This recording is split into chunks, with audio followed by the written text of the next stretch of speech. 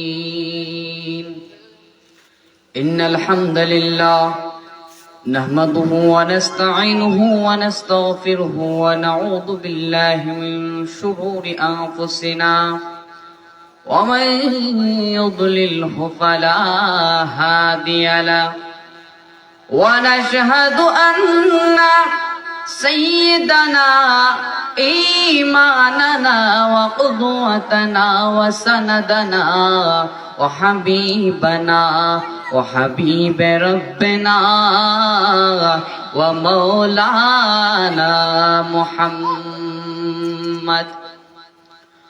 قال الله تعالى في القرآنه المجيد وفي فرقانه الحميد أعوذ بالله من الشيطان الرجيم بسم الله الرحمن الرحيم لقد خلقنا الإنسان في أحسن تقويم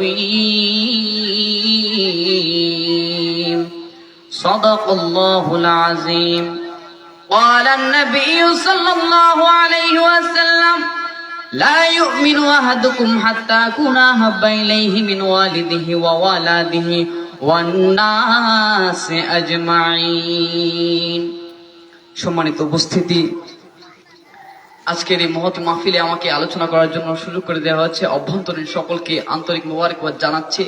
আপনাদের বেশি সময় নষ্ট করব না। আমি এখানে হাদিস তেলাওয়াত করেছি, ওই হাদিস থেকে এই হাদিসের আলোকে কয়েকটি কথা বলে আমার কথা শেষ করব ইনশাআল্লাহ। আল্লাহ পাক রব্বুল আলামিন তার হাবিবকে এই দুনিয়ার মধ্যে প্রেরণ করেছেন। আল্লাহর রাসূল সাল্লাল্লাহু আলাইহি ওয়াসাল্লাম তার মুখ নিঃসৃত বাণী দিয়ে বলছেন, লা ইউমিনু আহাদুকুম হাত্তা আকুনা হাব্বা ইলাইহি মিন ওয়ালিদিহি ওয়া ওয়ালাদিহি ওয়ান নাসি আজমাইন। ততক্ষণ পর্যন্ত কোনো ব্যক্তি ঈমানদার হতে পারবে না যতক্ষণ না সে আমি রাসূলকে ভালোবাসবে, এমনকি সবচেয়ে বেশি ভালোবাসবে তার সন্তান সন্ততি থেকে, তার মা বাবা থেকে, এমনকি ওয়ান নাসি আজমাইন সমস্ত গোটা মানব জাতি থেকে আমার রাসূলকে বেশি ভালোবাসতে হবে। আর না হলে আমার রাসূল বলছেন পূর্ণাঙ্গ ঈমানদার হওয়া যাবে না। আর যদি আপনি আমি সোশ্যাল মিডিয়াতে ঢুকি, আমরা দেখতে পাই কয়েকদিন পরে পরে আমার হাবিব রাসূল পাক সাল্লাল্লাহু আলাইহি ওয়াসাল্লামকে নিয়ে কটূক্তি করা হচ্ছে। একটা কথা মাথায় রাখবেন, যখনই দেখবেন কোন ব্যক্তি আল্লাহর রাসূলকে নিয়ে কটূক্তি করছে, যখনই দেখবেন আল্লাহর রাসূলকে নিয়ে কটূক্তি করছে, তখনই বুঝে নিতে হবে এদের জন্মের সূত্রপাত হয়েছে অবৈধভাবে। যখনই দেখবেন আল্লাহ রাসূল পাক সাল্লাল্লাহু আলাইহি ওয়াসাল্লামকে নিয়ে কেউ কটূক্তি করছে, আল্লাহ রাসূলের চরিত্র নিয়ে, আল্লাহ রাসূলের শান মান দিয়ে কেউ বাজে কথা বলছে, তখনই বুঝে নিতে হবে এদের জন্মের সূত্রপাত হয়েছে বাংলার নিষিদ্ধ পল্লী থেকে, এদের জন্মের সূত্রপাত হয়েছে অবৈধভাবে, এদের জন্মের সূত্রপাত হয়েছে অবৈধভাবে। এদের বাবার কোনো পরিচয় নাই, এরা পিতৃ পরিচয়হীন জারদ সন্তান। কথা বলেন ঠিক কিনা? আল্লাহ রাসূল পাক সাল্লাল্লাহু আলাইহি ওয়াসাল্লাম আমাদের আইডল। আল্লাহ রাসূল সাল্লাল্লাহু আলাইহি ওয়াসাল্লাম বিশ্ব সভার সভাপতি। আল্লাহ রাসূল সাল্লাল্লাহু আলাইহি ওয়াসাল্লাম আমাদের হাবিব, আল্লাহর হাবিব, হাবিবে লাবিব, যার শাফায়াত ছাড়া আল্লাহ পাক রব্বুল আলামিন বলছেন যার শাফায়াত ছাড়া কেউ একটা কদমও জান্নাতে পা রাখতে পারবে না। কথা বলেন সুবহানাল্লাহ। মনে রাখবেন, যারা আল্লাহ রাসূল পাক সাল্লাল্লাহু আলাইহি ওয়াসাল্লামের সম্মানকে কোথায় কোথায় নিচু করতে চায়, এই জমিন থেকে যারা ইসলামকে নিশ্চিহ্ন করতে চায়, এই জমিন থেকে, এই রমাপুর থেকে সেই বাতিলদেরকে বলে দিতে চাই, মিষ্টি মুখের সালাম শুনে দুর্বল দেব না। আসমান কালো করে তুফান আসার আগেও কিন্তু মিষ্টি বাতাস বয়। কথা বলেন ঠিক কিনা? মনে রাখবেন, এই জাতির মিষ্টি মুখের সালাম বাতিল শুনেছে, কিন্তু এই জাতির ঈমানি যুবকরা ময়দানে নামার পরে আল্লাহু আকবারের বজ্রধ্বনি শুনে নাই। কথা বলেন ঠিক কিনা? প্রিয় সুধী, আপনাদের বেশি সময় নষ্ট করব না। এই যে শাবান মাস চলতেছে, আমরা রজব মাসটা হেলায় হেলায় কাটিয়ে দিয়েছি। এই যে আমার আগে একজন আপনাদের হুজুর আলোচনা করে গিয়েছেন, আমরা শাবান মাসটাকে অন্তত কাজে লাগাই। আর এই শাবান মাসের মধ্যে 14 ফেব্রুয়ারি আসছে, ভালোবাসা দিবস, ভ্যালেন্টাইন ডে। অন্তত আল্লাহ রাসূল সাল্লাল্লাহু আলাইহি ওয়াসাল্লাম আল্লাহ আমাদেরকে বলে গিয়েছেন যে আমরা যেন বিজাতিদেরকে কখনো ফলো না করি, আমরা যেন বিজাতিদেরকে কখনো ফলো না করি।